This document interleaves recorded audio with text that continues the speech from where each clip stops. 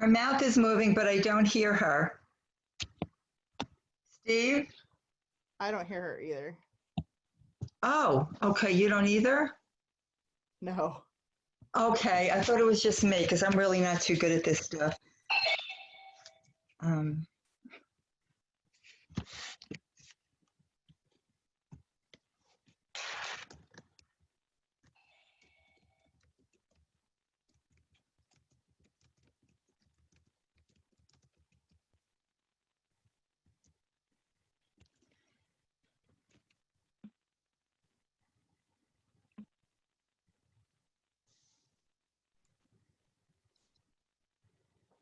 No.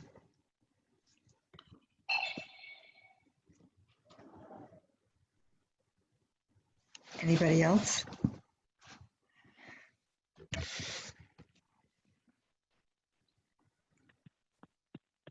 Now can you hear me? Yes. Thank you for whoever messaged me. My goodness, I was doing this great big long rant and no one could hear me because, and what I was ranting about was some little instructions about Zoom, and apparently I need to have some more instruction. I hadn't yet joined, so thank you for whoever messaged me. Tech can sometimes be a little bit frustrating. So I will just, for those of you that don't know me, my name is Lorraine Appleyard, and I am a medium and a psychic, and I am the administrator of the global group, the Mediumship Development Global Group, and of Soul Solutions. So welcome, thank you for joining. If you have joined me from another group, because I put this post out, this link out in a couple of other sites, welcome and a pleasure to meet you. For those of you that may be aware, I am recording. I just want to inform you that I am recording this. If anyone would like to have a copy afterwards, they're welcome to have that. There is a mute button on the lower left hand of the screen. I believe that you should all be automatically muted at this time. If you're not muted, if you could just please do so, that way that there's no background noises or any distractions. There will be an opportunity to be able to ask questions, and this is interactive, so if there's any questions or comments as I'm going along, please do feel free to raise your hand, to put in a comment, or there is also the chat option, which, where is that? The chat option, I believe at the bottom part of your screen, it will say more, and no, that's not the one. The share button, there is a chat box. So if you can navigate your way around at the bottom of the screen there, there's also the option to have a chat. So if you wanted to ask a question in that way. So again, and it's really very lovely to see so many people join. So thank you so much for joining on this Saturday night. I see someone with their family there. That's awesome. I've sent my family downstairs to go play Mario. Although every now and then you can hear some big voices behind me, and that's big boys usually fighting over something. I've tried to keep them down below level. So that's me in a nutshell. So tonight we're going to be talking about the mind of a medium and understanding how it is that mediumship works. Some of you may already know how it works, or you may already be practicing mediumship and looking to understand a little bit more about what's going on with your mediumship, how to get a better connection. Some of you may just be starting your mediumship journey. And some of you just may be well on your way in terms of mediumship, but just like to be able to join, to have a chat, to be able to connect with people and to see perhaps how another person works. And all of that is wonderful. So understanding how mediumship works, and I have notes here, so I am going to be reading from notes, and this is just so that I can keep on track, and I wanted to cover a lot of stuff. So it just helps me stay on point and on focus. But again, there is the option to, I do want to be able to have engagement, so please don't be shy about asking questions or commenting. Okay, so we are discussing how does the mind of a medium work? and how does a medium make the link to their spirit connection, to their spirit communicator.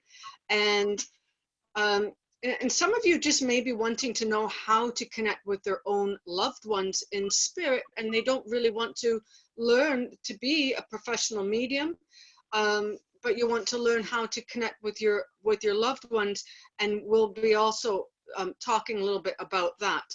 So we're going to be talking about how to raise our energy to connect with spirit, and most importantly is really how a medium receives from the spirit world, because people have a lot of misconceptions about how a medium is communicating with the spirit world. So we're talking about the spiritual senses, the clairs, the hearing, the seeing, the feeling primarily is what most mediums work with. And we'll also talk about symbols, opening up your frame of reference for spirit to be able to communicate. So just a little bit about me and my journey of mediumship. I used to believe that mediums were only born, so I had thought that it was a very unique experience, or a relatively unique experience, until I started studying mediumship and working with other mediums and becoming familiar with the teachings. In fact, it was part of the spiritualist teaching or the mediumship teaching that mediums were in fact born. John Edwards, John Howard used to have that philosophy, and it's kind of evolved now. And I developed my own understanding that we all have the ability to have mediumship, and the reason being is because we all possess a soul. We are all souls, not possess a soul. We are souls, and therefore we're able to connect with the spirit discarnate. We are spirit incarnate and spirit on the physical plane, and we are communicating with spirit discarnate, so spirit in the spirit world. But it's just not that not everyone may be able to develop medium abilities. Sorry, barking dog. Mediumship abilities to the extent of perhaps being a professional, or but everyone has that ability to be able to develop. It's just to what degree may one be able to develop. The other important factor, of course, with our development is the dedication involved, the amount of devotion involved.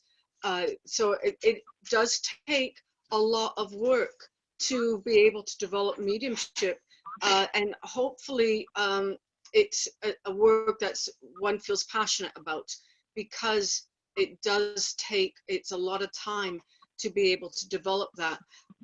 So that is my particular belief on mediumship, on who can be a medium. I'm also going to talk more about different mediumistic abilities that people may possess before they've started on their journey. Many people may be wondering, am I a medium? Do I have this ability? And so I'll be talking a little bit more about that. So it's through dedication and development that we're able to grow these abilities. When we talk about development, we talk about the work that we as an individual put into our mediumship, the time involved, as I was speaking, the dedication. And then there is the unfoldment part. And the unfoldment part is the inherent spiritual aspects that we have within. I had a mentor sort of define unfoldment as the opening or the growing of a flower within. So if you think about our spiritual gifts as the flower, and they become open or they start to blossom, and so that is the unfoldment part. And a lot of the unfoldment also works in combination with spirit. So how much we unfold that's not always up to us. That's not always up to how much time or devotion we have. That's up to the Great Spirit. That's up to the spirit world. These are inherent qualities within, and so I do believe that those that work with mediumship now, I mean, some people have awakened. Some people have awakened from having experienced loss, and as such, they have become more open to spirit communicating. This is part of their spiritual journey. But I personally believe that that many of our spiritual faculties, our spiritual abilities, comes from previous lives. This is my own personal belief. So it is the wisdom of the soul that has sort of gathered over a number of lifetimes, and it has achieved a certain amount of power within it. And that's why some are just really born with a very strong mediumship ability, or they've been able to develop a strong mediumship ability because they've worked at it in past lives. So, however, and I went off there a little bit, I do believe that everyone is able to develop that to a degree, and spirit communicates with everyone. There's no question in my mind that spirit does communicate with everyone, and the human race itself is growing spiritually. And so as the consciousness of man is evolving, we are able to connect with spirit a lot easier. And we see just from looking back previous decades how the consciousness of man is evolving. And this is important to understand this in terms of our mediumship. This is why it's becoming more readily available to more people. Humankind is becoming more empathic. We're just becoming more sensitive. And this, I believe, is part of the spiritual ascension process. So we're all ascending spiritually. So that is mediumship, and who is able to access it. So really everyone's able to access it or develop it, but to what degree, and how much is one being open to the idea of spirit communication, sometimes through indoctrination, sometimes through our upbringing. We've closed down that aspect of spirit communication, and that belief, that idea of the ability that we possess it. Quiet. And so there's an unraveling or an unlearning that sometimes may need to happen as we progress on our spiritual journey. And this unraveling or unlearning can take a long time, particularly if you consider that we may have lived 20, 30, 40, 50 years here on the earth plane, having a certain amount of teaching given to us, and then we have to then learn how to connect with our own soul, because we've never been taught that we have the ability to do that, or that it's bad. So that there's a certain amount of unlearning that sometimes may need to have happen. So we have two minds. I like to always talk about this in my mediumship classes. We have two minds. And so we have our subconscious mind and we have our conscious mind, the subconscious being on the right side, the conscious mind on the left. And we have different levels of consciousness or awareness. And the consciousness actually is fascinating. And I studied the mind for a very long time just to be able to understand my own experience. But we have this conception that because we're in a physical body, that we are limited to our 5 physical senses. but our consciousness is unbridled. Our consciousness has great ability. It is multidimensional, and it is able to exist in more than one place at a time. And I'm just going to illustrate that to you for those of you that might think that that sounds crazy. So if you think about an occasion that you've been talking to someone and you're paying attention to the conversation, but maybe you're not fully engaged. Maybe you're focused on your dog barking, like what I'm doing now. Or you're focused on what you have to cook for dinner. Or maybe you're focused on a previous conversation. So although I'm talking with you, there's a part of my mind that is elsewhere. And this would be like the split mind or split consciousness. And this is how a medium's mind actually works. So a medium's mind has a part of it, part of that consciousness or awareness that is focused on the spirit world, focused on the spirit communicator. And there is a part of their consciousness that's focused on the spirit, on the recipient or the sitter that is before them. And then there's a part of the consciousness that is aware, is filtering, is being aware of what's coming to them. So their mind is actually in different places at one time. And that takes a lot of work, a lot of training to be able to do that. And so you think about communication, think about the idea of spirit communication. So if I am having a conversation with you, but in my head I'm having this conversation with, let's say with someone else. I'm having this dialogue with someone else in my head because I'm thinking about perhaps a conversation that I may need to have with someone, or maybe a conversation that I've had with someone, but I'm actually engaging in a different dialogue, even though I may be engaging with some dialogue with you. So that is what occurs with the medium. That's how a medium experiences, that their mind is in two different places at once. It's having a split consciousness or a split awareness. So there, as a medium, I am having a conversation with myself. And then I'm having a conversation between the recipient and the spirit world. And so I want to just be able to illustrate this with you that are listening right now. And so if you put your focus, put your attention on me,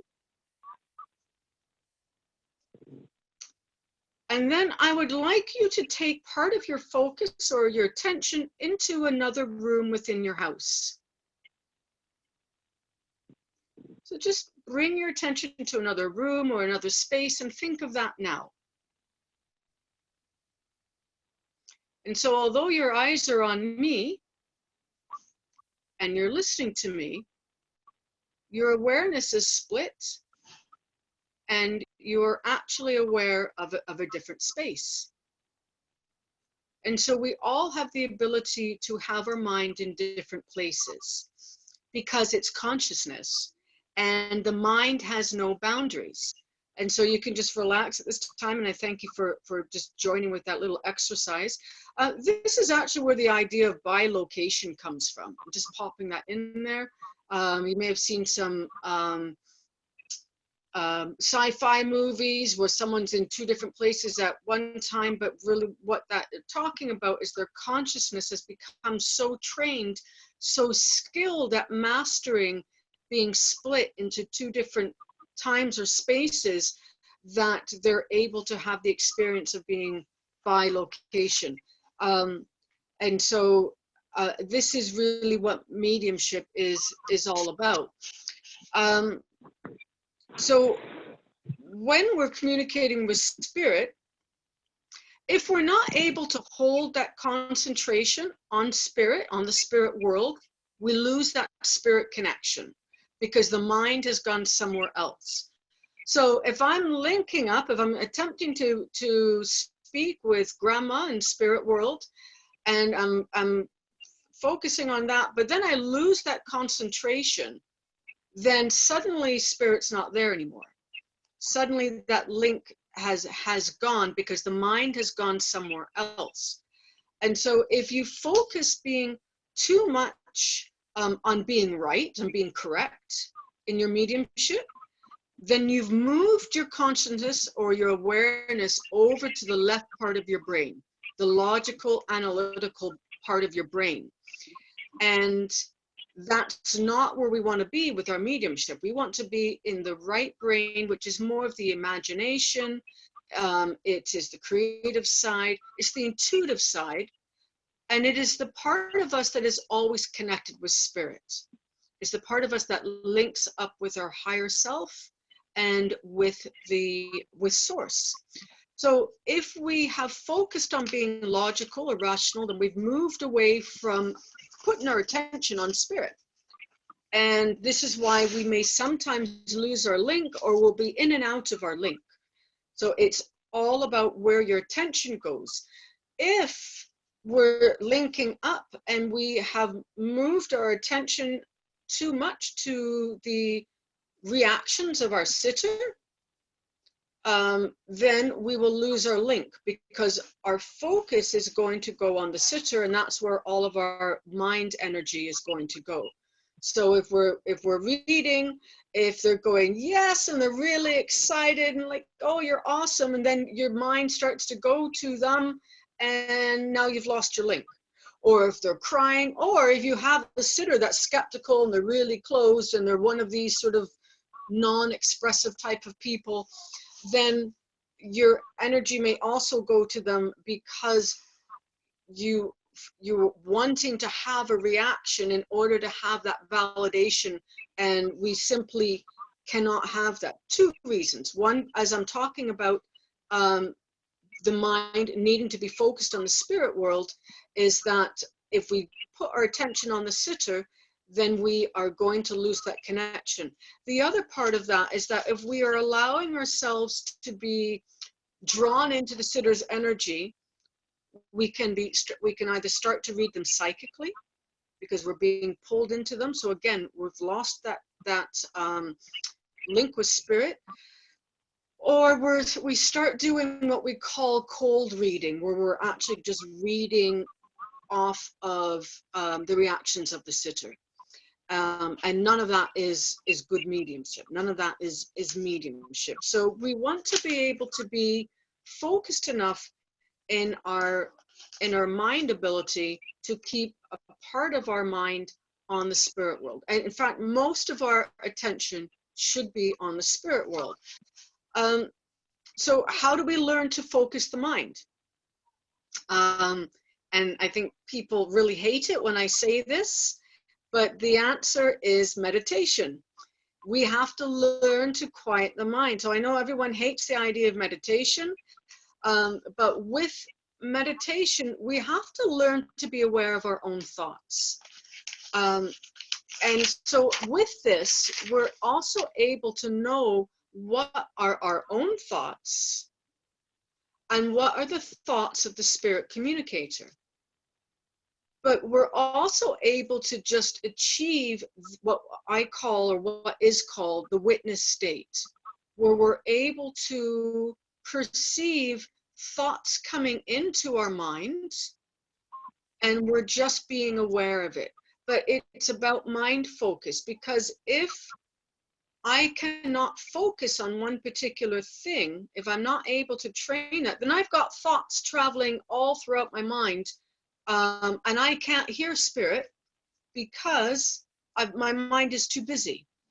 And so this is so we call this the monkey mind, the mind or mind chatter. And we have to be able to learn how to silence that. Now, the mind is always active. The mind, it is made to be active. That's the function of the mind. However, what we want to learn to do is slow it down, become more aware of it, And if you have a thought coming in, not to pay any attention. So a thought may come in for me, a thought will come in from my left side if it's one of my own thoughts, and I will witness it and I'll travel it through, and I will not give it any attention or awareness, and it will travel out my right side. But we have to be able to understand when it's one of our own thoughts coming in, or is my mind too busy? Am I thinking a million different things? Like, is the sitter going to think I'm good? Oh my goodness, am I going to remember everything that I've been taught? Are they going to think, and so we're worrying about things. We may be having our mind on something else that happened earlier. We're just really not being able to focus. And all this is necessary for mediumship. So learning to watch the thoughts flow through and not giving it any attention or energy. In achieving control over our mind or our thoughts, we're able to understand what our thoughts are and what spirit is impressing upon us. And so what is the thoughts of the spirit communicator? What people don't maybe often realize is that mediumship is telepathy. It's mind-to-mind communication. And what's happening is that spirit is impressing upon us their thoughts upon our mind, upon our receptive mind. Well, if our mind is all jumbled up and not able to focus, then we're not going to be able to be good receivers. And if we're not able to distinguish our own imagination from the thoughts of spirit, then we also are not going to be able to have good communication. So meditation can be really simple. It does not have to be long and arduous, although I do recommend that if you're wanting to develop mediumship, that you work to do it. Ideally, you spend 10 or 15 minutes even each day just learning to quiet the mind. And if you can only find 3 times a week, 5 times a week to do that, I feel if you set the goal to do it every day, then you're probably going to hit most days. That's what I find. And then it starts to become a habit. But it can be a prayer. It doesn't have to be sitting down and sitting with the fingers in a lotus position. It doesn't have to be that. It can be a prayer, just learning to focus the mind, learning how to silence the mind.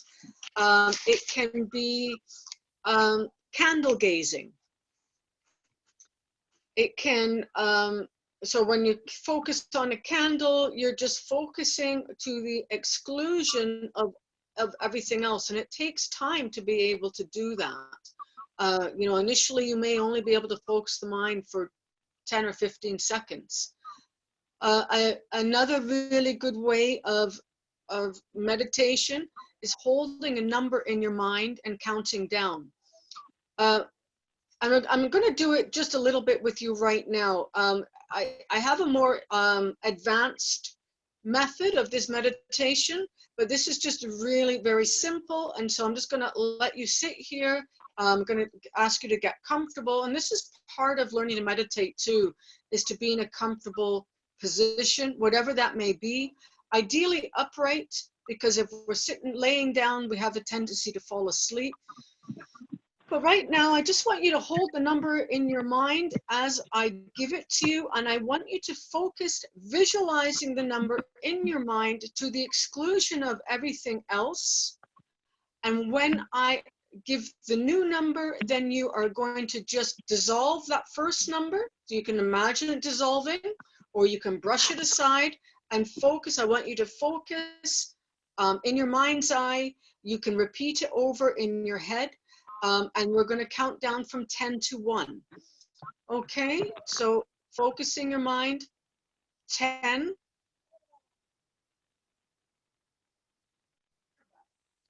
9,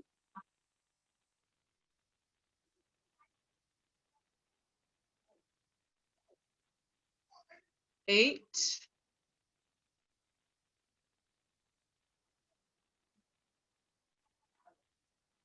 7,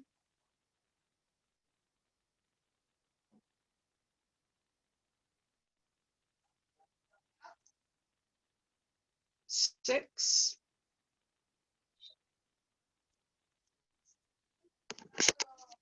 5,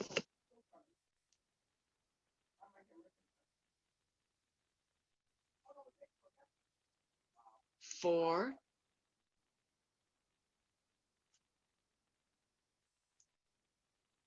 3,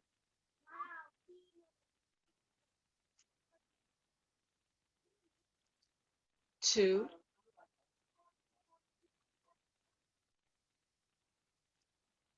1. And coming back. And so that's a really very simple exercise of learning to focus your mind. Now, if you were doing that and you thought this is easy, I'm great at it, then that's a thought. Okay, so just to know that if at any point in time you had a thought enter your mind, even just that, this is really easy, I'm good at it, that's still a thought. I want to also express that it's important not to be discouraged. If you feel a thought come through, learn to not be distracted by it. So if you are visualizing and working to have that mind focus, and suddenly you go, I didn't change the cat litter this morning, just allow that thought to travel through and be gentle on yourself, right? Because like, okay, now I'm going to get back to focus. And it takes a while to build it up. I also want to be able to say that there are sometimes times in our life where we've been able to master meditation, and then maybe we've lost that that ability due to perhaps having high demands in our life, high emotional demands, high energetic demands. And then what happens is that our our nervous system becomes a little bit depleted, and it feels a little bit, I'll just use the word frayed. And so, but what's happened is that it's no longer grounded or balanced, and so the meditation may take a while to get that back. I say that because I used to, I started meditating when I was very, very young. I joined a meditation group, and then when I had children, for the life of me, I could not get back into meditation. I was astounded at how difficult it was, but it was, you know, those sleepless nights, it was that constantly being in this vigilant state, and the nervous system was a little bit worn down. And so if you've mastered it in the past and you've lost that ability, just rest assured you will be able to get that back. But being able to train your mind is essential to be able to determine what is coming from you, from your own mind, and what is coming from the spirit communicator. The good thing about candle gazing and that meditation where we're just focusing on the numbers is that it activates your clairvoyance too. So it has multiple benefits in that respect. And I know that we all kind of like the idea of clairvoyance, so that it activates the clairvoyance, but it's learning how to control the mind. So understanding, is this coming from me or from spirit?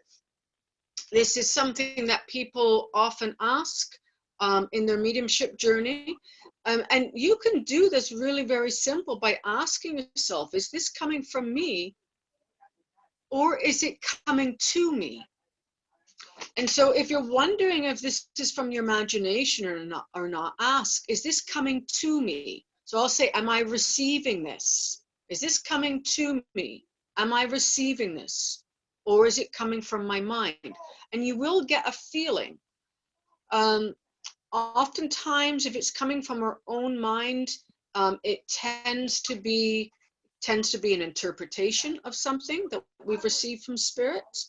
Or it may be something that's popped into our mind. You'll start to be able to identify by where this thought comes from, by where the impression comes from, or originates within your mind. So for me, my own thoughts, as I was saying, they do come in from the left for me. Spirit tends to come in to the right for me, thoughts from spirit. But another really good way of determining, has this come from my own imagination or not, is just clear your mind. Just empty your mind. If you've had something come to you and you're not sure, clear your mind. So I will push it away. I'll see it as sort of a window washer, a wiper, pushing aside. And ask yourself the question again, is this coming from me or is this coming to me? If it's spirit, spirit will give it to you again. Okay, so it will come to you again. And so you should be able to have, ask that question, is it you'll get a feeling or have a perception as to where it's coming from.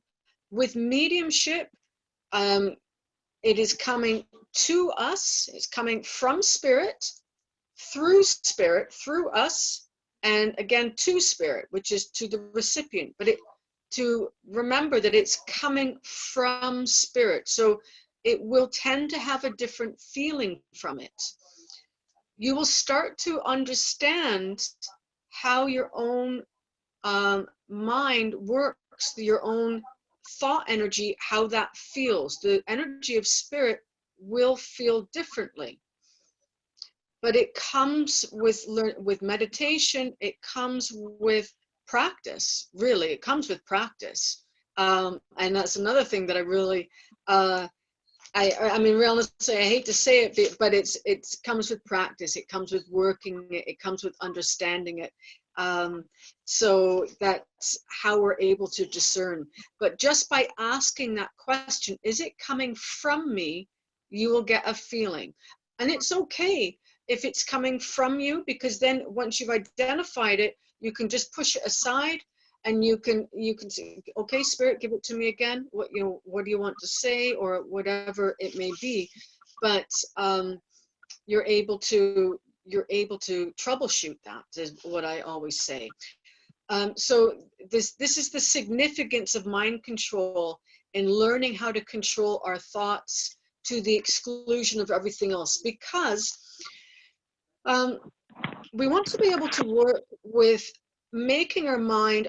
I've always sort of referred to it as still water, just a reflection of water. If you imagine that cool reflection of untouched water, that's how you want to make your mind.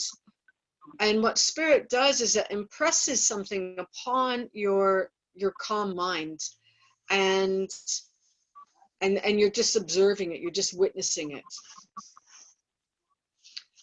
And so this is just helps to illustrate why meditation is so important, because it helps you to discern, is this coming from spirit or not? So, and I should say in that is that our development is always ongoing. Okay, so we learn to meditate, we learn to be able to understand what's our thoughts, what's spirit, but our development is always ongoing. And then once we've mastered, or once we're starting to master the mind control, it sounds kind of funny saying mind control like that, but that's what it is. I think of mind control, I think about those sci-fi movies where someone's putting those little mind control things out there. But we're controlling our own mind. Then we're going to learn how to expand our own aura. And this really is the essence of how spirit communication works, because us as spirit incarnates, we must raise our vibration so that we can connect with spirit. And we're in this dense physical body. And it's difficult to perceive or to receive from spirit, is what I should say, in our dense physical body. And so we have to be able to work to expand out our aura and raise our vibration to literally make a bridge to the spirit world. So when I think about the dimensions, the physical plane and the spiritual plane, these have different vibrations to it. And so we have to be able to work to expand our aura. And so human beings, we are multidimensional, but we have to work to expand that aura. So raising our vibration to literally make that bridge between the two worlds. And with this, we have to be able to learn how to clear the mind, as I was saying, and to put aside all of the day's occurrences. Because if you're full of worry, if you're feeling in the state of tension because you've had a bad day at work, it may be difficult to silence that mind and expand your aura and raise your vibration. So we have to learn how to be able to put all of that tension aside and just going silent, just going quiet. And it really takes perseverance to be able to do that. So, but we want to be a clear vessel for spirit. That's the ultimate goal. And so when we do that, so I always used to work with the idea of putting something in a worry box. I'd have a worry box next to me whenever I was, and it's just a visual thing. And in this worry box, I'm placing everything aside into that box, and I'm closing it for the period of time that I am working. And know that with our thoughts, with our intentions, that this is actually happening. And so I put all my worries in there. So maybe I want to put the bills in that worry box, or the fight I had with my mom in that worry box, or whatever it may be. And then we go into quiet, and then we open up. And when a medium talks about being open, they're referring to being in an expanded state of awareness, expanded state of consciousness. So that's being open. And there are tools that we can use to put ourselves in this expanded state. Some will just pray, and in that act of prayer, I do believe that when we pray, we're connecting with a higher aspect of our consciousness, and it puts us into an expanded state. We feel connected. If you are someone that feels connected with spirit when they pray, then that may be a good way for you to expand yourself, to raise your vibration, is with prayer. Some people may visualize, use a meditation. I like to also use an opening meditation where I've worked on visualizing, opening up all of my chakras and visualizing pushing out my light. And as I push out that light, I know that this aura, that's my aura that I'm working to push out, and it allows me to connect with spirit. Some people may choose to chant, if that's what works for you. Some people may use music. Music is actually a great way to be able to raise your vibration. If you have, and some of you may do this intuitively. If you're having a bad day, you may put on some uplifting music. You may put on some music that just, some songs, sometimes there's songs that just really sort of move you or get your energy flowing. And, just from back in the day, I like some good old rock music. And so if I really need to work to raise my vibration, particularly if I'm going to like a mediumship demonstration or party, I like to play Guns N' Roses in the car. I like to blast that. That gets me going. That gets me in this elevated state of mind. That works for me. And then I get there and I'm all kind of in this more expanded state. But music will take us out of our present state. Music takes us out of our present state of mind or our present being. Sometimes we think about how music has touched us, and so that's a really good tool to be able to use. So I will use all of those. Depending on what my needs are for that day, I may use I may use all of them, or I may use only one, which is just visualizing opening up. But this is what this expanded state is, and it sort of acts as a switch to turn on, to raise their energy. So I'll often use an anchoring sign or anchoring symbol. If I've been working with meditation a lot, I've been working with expanding my aura. If this has all become sort of habitual, I may not need it as long as an opening as I may have done, you know, a number of years ago.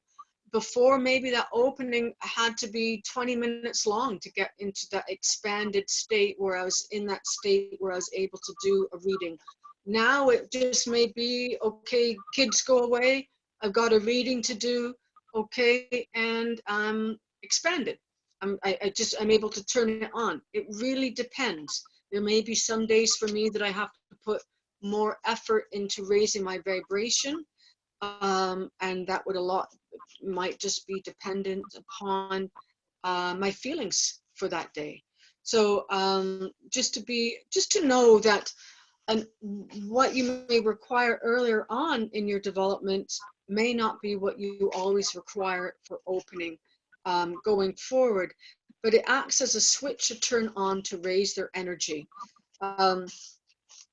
I know one of my mentors would dance before she went on platform. She'd turn on this like I don't know, this sort of goofy, well, I would call it goofy, like these movie theme songs, you know, like where there's dancing, and so she'd get out and she'd start dancing to the music, but it allowed her to get out of that state of mind of like, oh my goodness, I'm going on platform right now.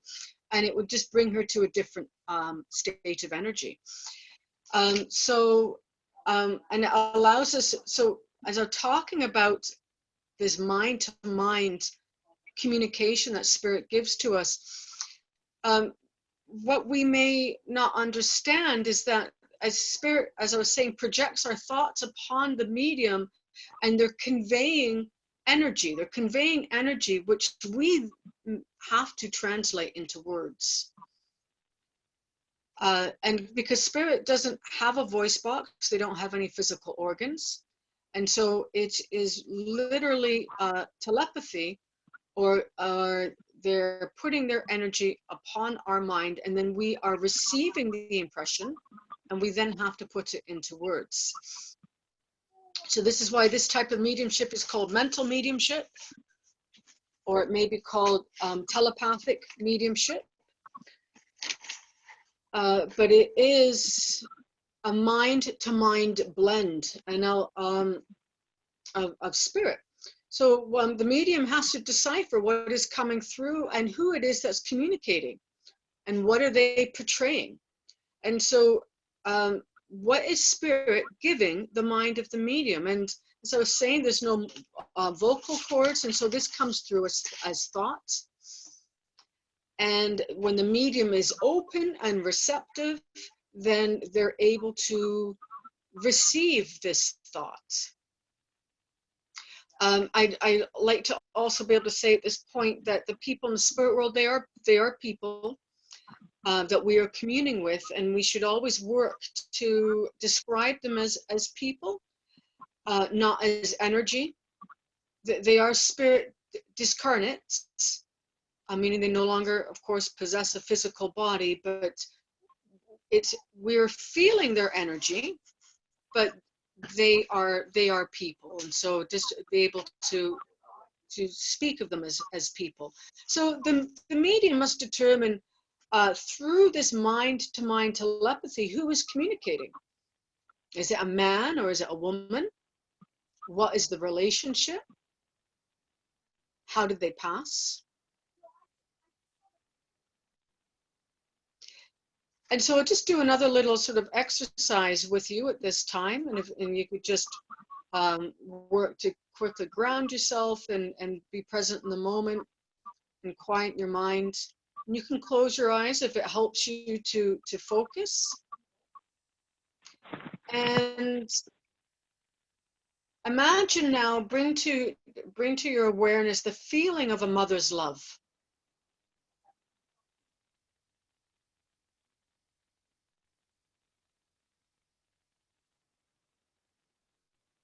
Now bring to you a feeling of a father's love.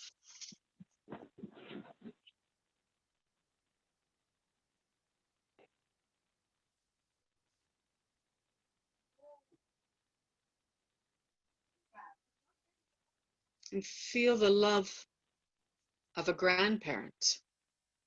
How does a grandparent's love feel to you?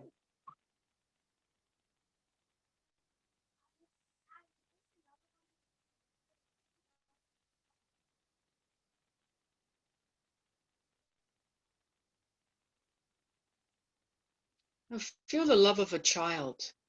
What does a child's love feel like? And if you don't have children of your own, you can focus on a nephew or a niece. What does a child's love feel like?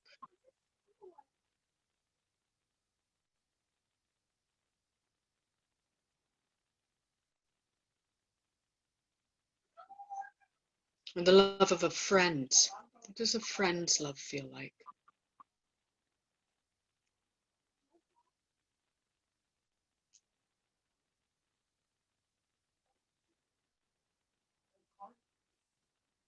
Now feel a pet's love. What does the love of a pet feel like to you?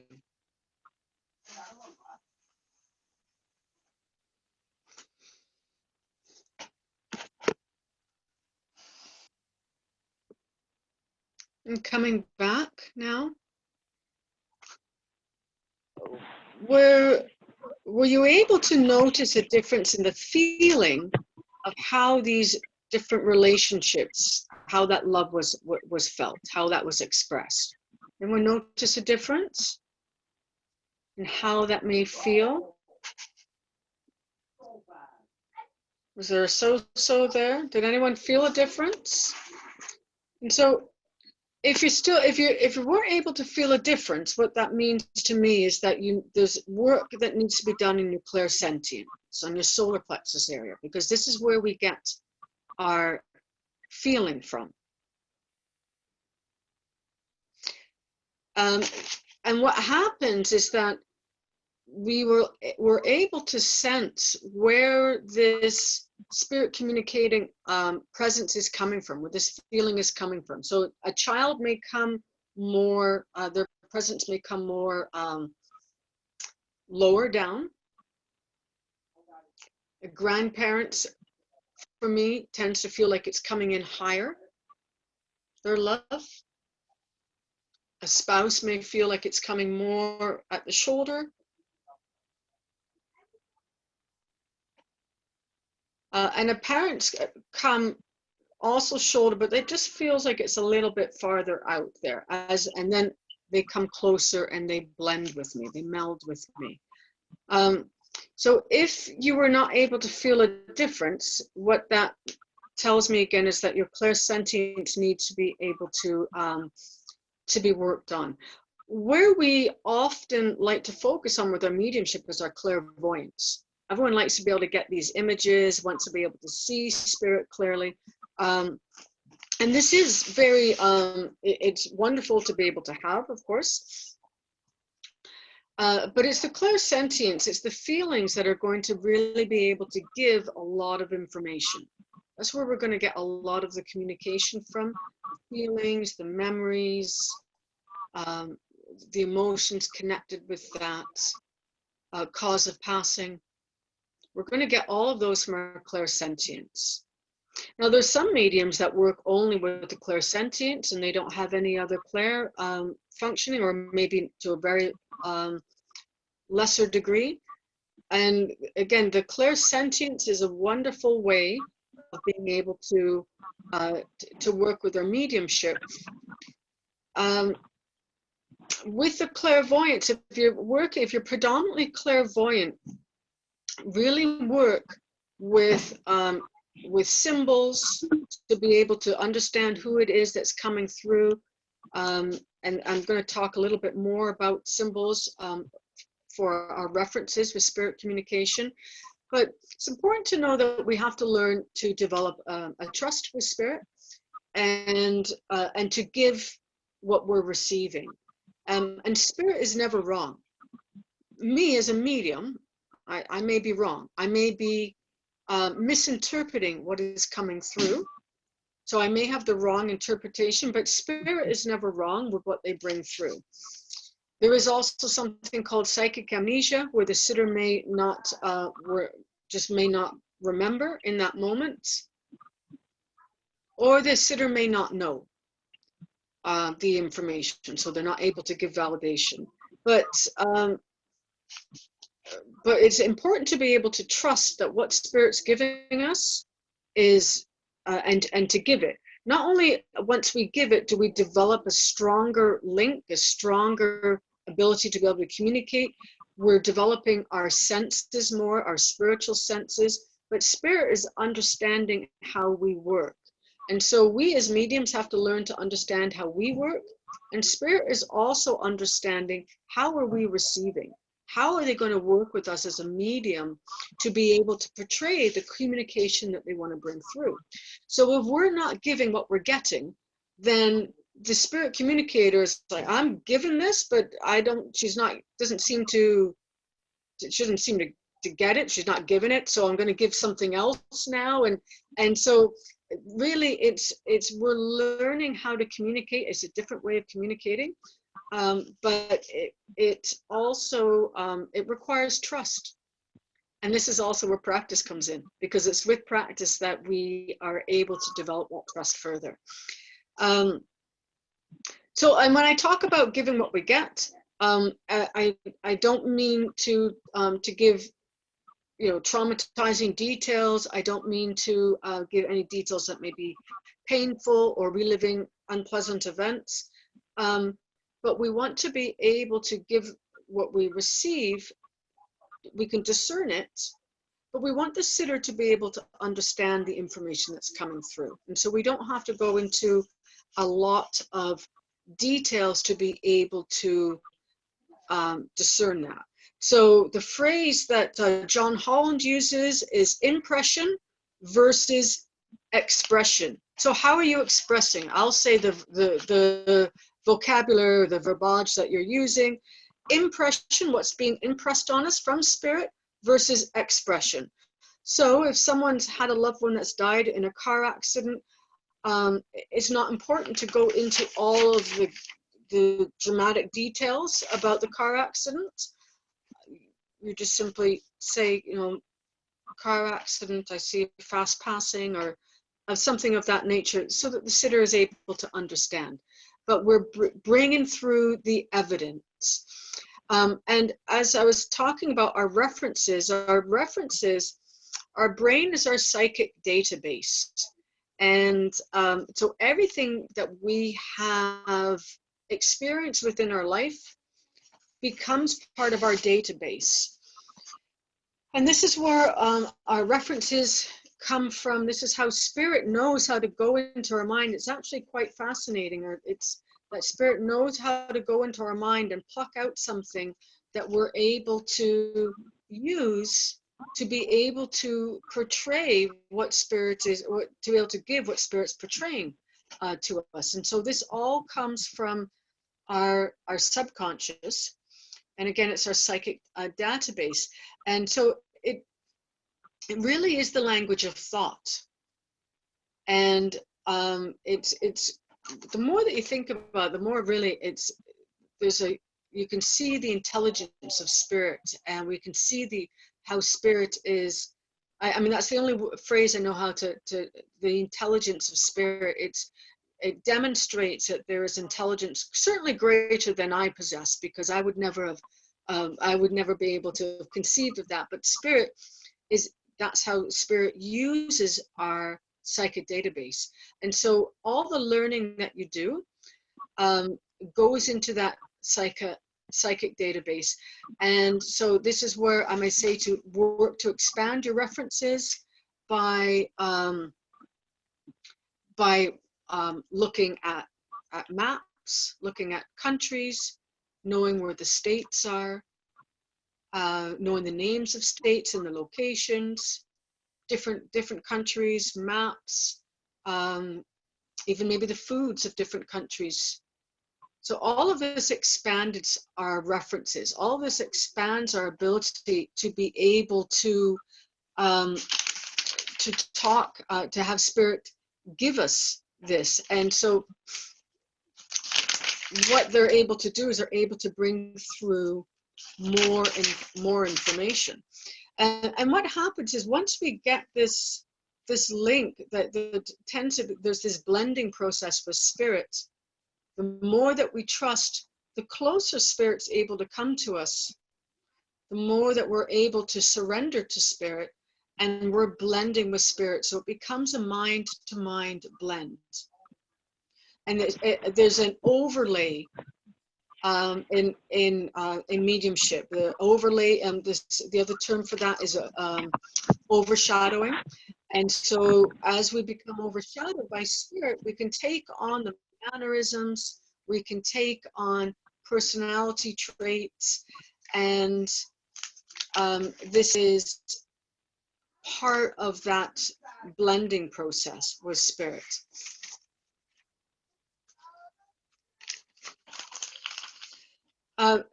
Sometimes with spirit, we're able to, there's a phenomenon that they call speaking in tongues, where different languages can come through. We'll still get it in English. We may hear in a different language, and there may be, so what may happen is that you're getting everything in English, but there may be one word that may be very significant that you may feel guided to sort of sound out or say, like maybe gelato. Maybe you're working to say something and they say, I want to say gelato. And so that different language comes through, and then maybe the recipient says, oh yes, my grandfather, he's Italian, loves gelato. Every Sunday we'd go for gelato, ice cream. Every Sunday we'd go for gelato. And so this is part of that, the phenomenon of that mind-to-mind blend is the speaking of tongues, and that can sometimes happen when we have allowed that surrendering process to be able to take. So how do we know if we have the skill for being a medium? As I said before, everyone really truly has the ability to be a medium, but how do we know if we have the ability? Oftentimes, mediums were very, very sensitive as children. And we have a higher nervous system, or a more sensitive nervous system. Oftentimes, I've found that if you're drawn to, like most mediums I hear, that, and this was my own experience, drawn to movies or books that talked about magic, or magical worlds, imaginary worlds, bewitched, or having this focus on witchcraft or magic, anything sort of magical or phenomena of that nature, any paranormals. You might feel very guided to watch things on religion. Of course, anything like imaginary friends. Many mediums had imaginary friends, or seeing things out of the corner of their eyes as young people. That's the clairvoyance. Most mediums are very empathic. So having that sense, the vibe of the room, just a really high sense of intuition. So knowing things about people, knowing things about places. If you've ever had your name called and nobody was there, it's clairaudience, so a mediumistic ability. So oftentimes you will, a medium, a person that is exploring their mediumistic ability, as young people, they may feel the presence of spirit. They're scared of things in their room. They're scared of having the lights turned out in the room. And this is actually spirit. They feel that presence that is there. So as mediums, we're able to feel presence of spirit. They're actually touching our aura, or they've touched the mirror of our minds with their presence. So again, that telepathy. Same thing as you've been driving down the road, stopped at a stoplight and just sort of looking at the road, and all of a sudden you look over and there's someone looking at you and they look away. You felt their thought energy. That's the same thing that will happen if you're at home sometimes and you might feel a presence. You feel the presence of spirit being aware of you, watching you. So these are all good keys to know that if someone has a mediumistic ability, or maybe you've had this as a young person. Many people have communication with their loved ones after death. And it's important, as we're working to have this understanding, not to rationalize this after death communication. So spirit will oftentimes come through in dreams. It may just be when we're having a quiet moment, the spirit will come to us and give us a thought. And then the thing is that often how spirit speaks to us, so a clairaudience, it will sound in our own voice. And this is where people get tripped up with clairaudience, is that it sounds like our own voice. But it may be the words, it may have sort of the speech structure of our loved one or of spirit communicator, but it will sound like it's in our own voice. And so that's clairaudience. And people often will rationalize that. Any questions at this point in time about anything that I've brought through? Any questions or comments? I'm talking a lot. Nothing? Anyone? I'm just going to flip my screen here. Everyone good? Okay. So when we're working with mediumship, it's important to be able to put your energy aside and work to see where spirit communication is coming in. So where are you receiving your spirit communication? What side is it coming in from you? Does it feel like it's coming higher up? Like to as I was saying, talking about the grandparent energy. When spirit steps through, where is it coming through for you? Where are you feeling this presence? And what does it feel like? And give it in a statement. So as we're working to trust what's coming through, it's important to be able to phrase this as a statement. So not, do you have a grandparent in spirit, but to phrase it as, would you understand I'm feeling the presence of a grandparent? Would you understand I'm feeling a grandparent's love? This is all ways to be, and then as we're getting these yeses or getting these validations, to be able to ask spirit to step closer. And we just do this again with our thoughts, with our telepathy. Please step closer. And we put out that welcoming thought, and because it's that mind-to-mind communication. And then the closer spirit comes, this is where the blending process comes in. And there's that overlay.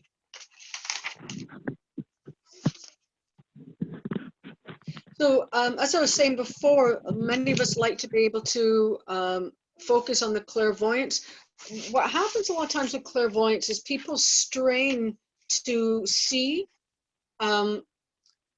outwardly, to see the physical. And so our clairvoyance faculty is actually, it's receiving, so it's impressions coming in. What happens with many people is that they strain to get information through their clairvoyance, and they're wondering why they're not seeing spirit, and it may not turn up like a perfect picture image.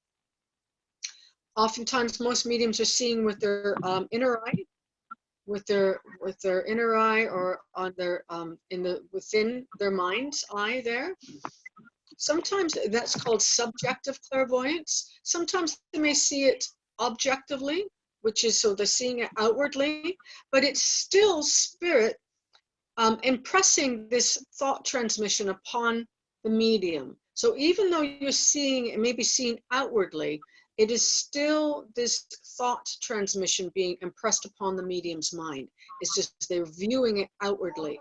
So a lot of times people may say, it will start off by feeling or seeing energy behind the recipient, or maybe you're seeing energy in the room or around a particular area, and that's all clairvoyant. So if you've ever seen things at the corner of your eyes, that's clairvoyance. But I mean, you can work to see around me. Do you see energy around me? And you can work to see if you, and so as you may feel as you see energy that looks like it's tall, or it looks like it, but you can look to see if are you getting an impression of energy around your recipient, and then work with your communication there to get the link. You may get an impression in your mind's eye, and that's like I said, that's okay. That's all part of the clairvoyance. Sometimes our clairs change. Sometimes our spiritual senses change. Sometimes I started out with a very, very strong clairvoyance, and that seems to have been scaled back. And I hear this more frequently from people that one particular clair has changed, and then there's another clair that seems to be more in the forefront, and that's all normal. And we don't really have any control over a lot of that. A lot of that is what Spirit has decided for us. And we can say to Spirit, as we're working to work with Spirit or for Spirit, we put out that intention: help me to work the way that you want me to work. Please help me to be in service the way that you want me to be in service. What do you see best for me? And so with that, we're surrendering this to be able to take place. I feel that more people are clairsentients than they realize. And it's just, and so really work to see what your feelings are, most mediums are very empathic. And I feel that that's part of what's put them on this path, is their empathy, their ability to feel. But if you want to focus on strengthening your clairvoyance, really work on, as I was talking before, those exercises that we were doing, but really focus on the details around in your day-to-day life. Because oftentimes, again, this comes with mind focus, that we're not really focused on things in our day-to-day life. So when you're communicating with people in your daily life, really be mindful of their physical features. Really work to be fully engaged and fully present, because this is all going to help with your, first of all, it goes into your frame of reference, so that you have a better ability to be able to describe physical features or physical appearances. But it is also just going to help you with your own ability to visualize, because you're paying attention to the things that are around you. When I first really became aware of clairvoyance, or how to develop it, one of the exercises that I had been given was to go for a walk and look at the street names in the neighborhood as you're going for a walk. And I'll tell you, I was really astounded that I had lived in my neighborhood for a bunch of years, and I didn't have a clue as to the street names in my neighborhood, or what people's houses looked like as I was walking past them. And it goes to show that we're really not fully present or fully engaged in our day-to-day life. And so really work to be present, because this will help you in your mediumship and in your development. Okay. With our clairaudience, we all want to be able to get names, and names are certainly a very nice piece of evidence. Many of us have to work on our clairaudience. It is something that has to be developed. You may have spontaneous little bits of clairaudience, like I said, with your name being called, but it comes through our throat chakra. And so really it's important to be able to work with clearing your throat chakra, and that connects us to our ear chakras on either side. So if you want to learn to work with your clairaudience and develop that, work with sitting in a room quietly that's darkened. And the key to that is that it deprives you of your other senses. So this is how people that are blind have a heightened sense of hearing or heightened sense of touch. But sit in a darkened room and quiet yourself, and it will, and folks, sit there for spirit. Spirit to give you something. And it doesn't sound, as I was saying before, like a clear voice. It will sound like your own voice within your head. That's the subjective. Occasionally it will sound externally. Occasionally it will sound externally. It will sound like it's coming outside of you. So understanding our clairs, which is how the medium works, how we receive our spiritual senses. Every physical sense has a corresponding spiritual sense or clair. So our touch, our hearing, our sight, our sense, our smell, all have a corresponding spiritual sense. See, the smells is a really cool way to be able to get. Not everyone gets smells. Not everyone gets tastes. Spirit will occasionally give this. Oftentimes, this may come from our own loved ones. You know, coming home from being out, and then you may suddenly get a sense of tobacco smell. You may, you know, it's like, what's that smell? And it's maybe dad that used to smoke.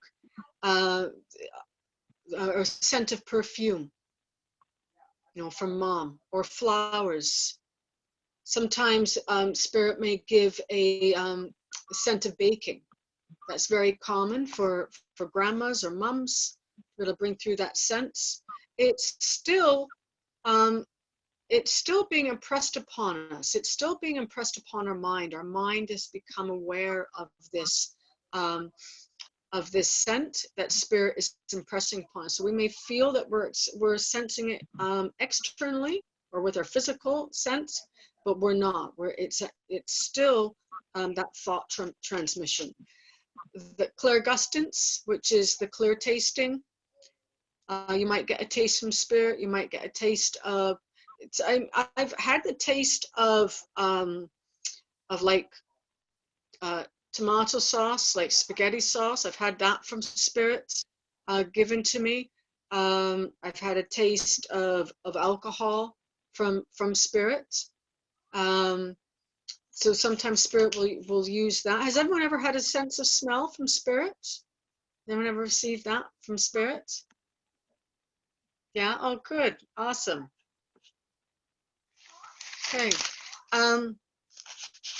So just to be able to go over again that mediums are receiving and psychics perceive. So psychics perceive the energy of the sitter or the places or the things around them, and mediums receive. And so many people will start off doing psychic work, and what happens is that their sensitivity increases, and then suddenly they have spirit showing up everywhere. Or it may be that that psychic reading was a tool because they were receiving mediumistically and they didn't know that they were medium, and so they're using this as a tool because maybe they didn't want the work involved to be medium, or they weren't quite sure, and then suddenly they have spirit showing up in their psychic readings, and so we can increase. A psychic can become a medium. Our sensitivities increase, but so we understand the difference between when we're connecting with someone's aura and when we're connecting with spirit, because it's a higher vibration, it's a higher energy.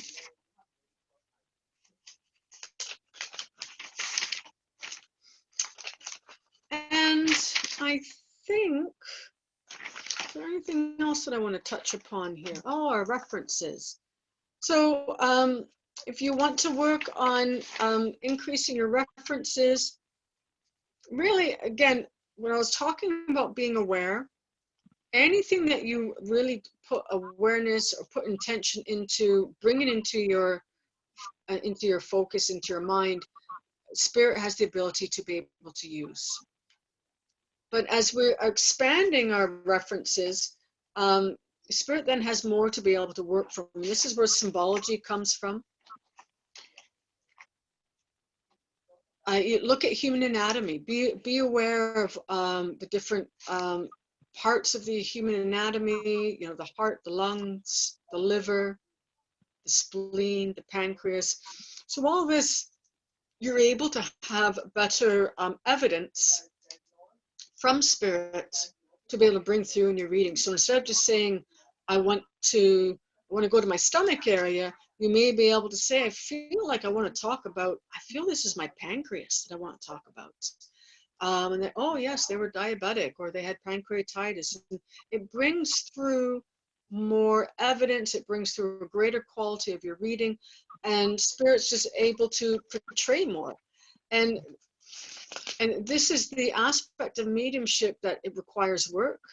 This is what requires the dedication as we work to be able to expand our psychic database for spirit to be able to communicate with us. Many of us may have children that are very psychic or very sensitive. I hear this all the time, people talking about how do I help my child? They're afraid of the nighttime, or they're seeing things and it frightens them. And so I believe it's really important to be able to acknowledge a child's experience. I do believe that children are being born more sensitive as, again, the human consciousness as we're evolving. What you can do if you either you have a child that's very sensitive or you know of a child that's very sensitive, is that you can help them to turn their lights down. And it's just, just say, you know, you're going to turn your lights down before you go to bed. And you don't have to give a lot of detail, but you can just say, like, these, you have like buttons on your body, which are the chakra systems. Now let's just work with turning these lights down. You can give them the colors.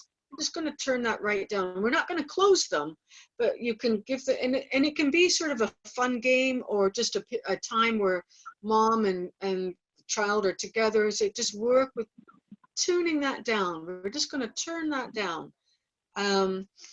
And that way they're not as sensitive. They're not as aware of spirit throughout the night. And so they're not as frightened. So does anyone have any questions at all then at this time? Any questions, any comments? Anyone want to ask anything?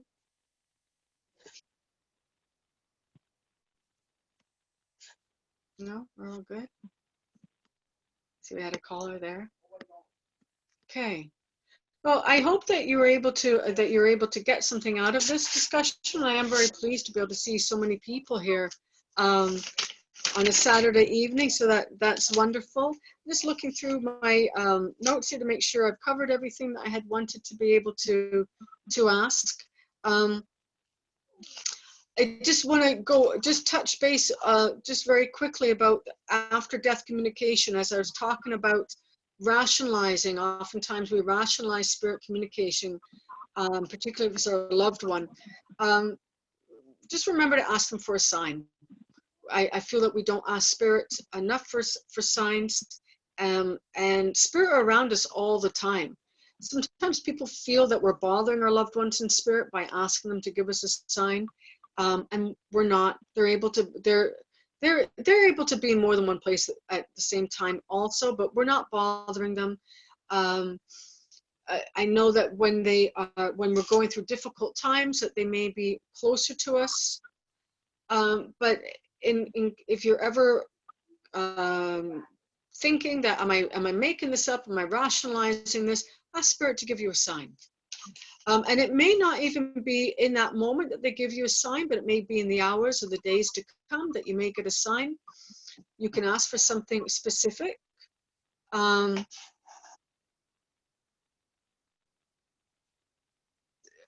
are you on the phone there? Where's Morgan?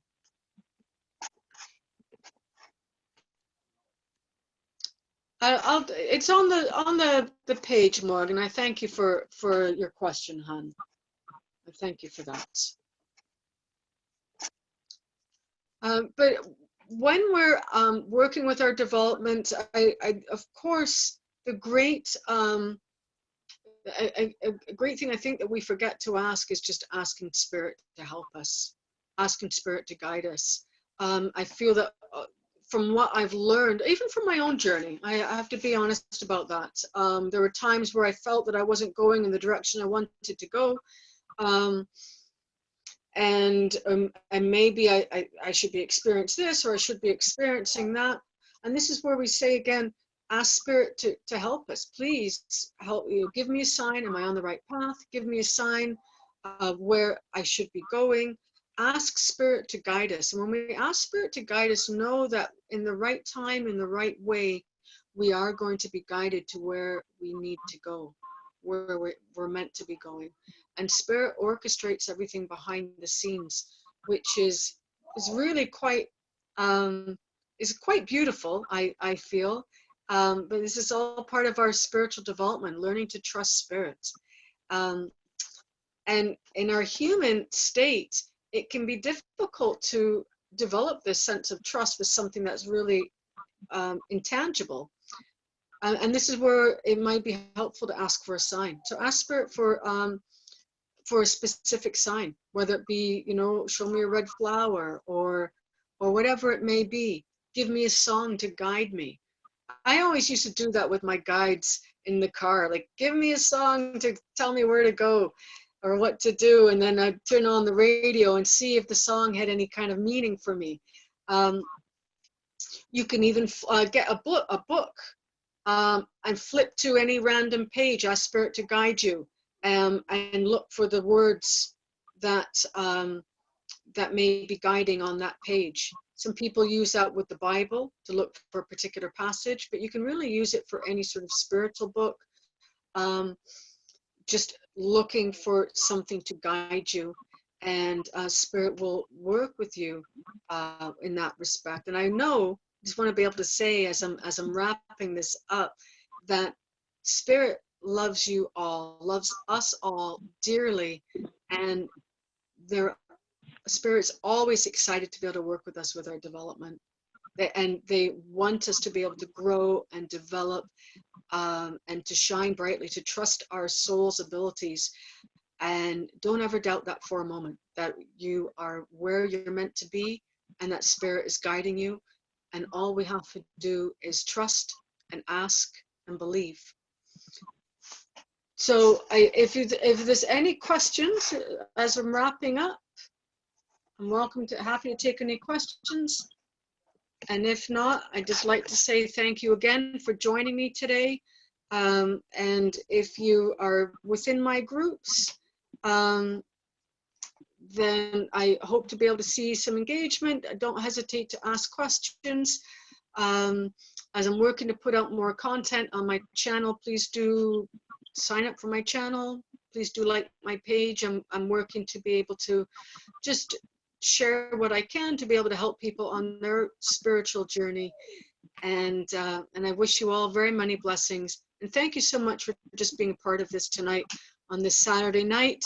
I don't know about you, but it's very cold where I'm at. So as we're all on quarantine. So God bless and stay safe, everyone. Thanks for joining again. I appreciate it. Thank you, Shelley. If you want to, if you do want this recording, you can PM me. I'll probably put it up in the group for a period of time anyway in the files. So thank you all again, everyone. And happy Mother's Day to you all.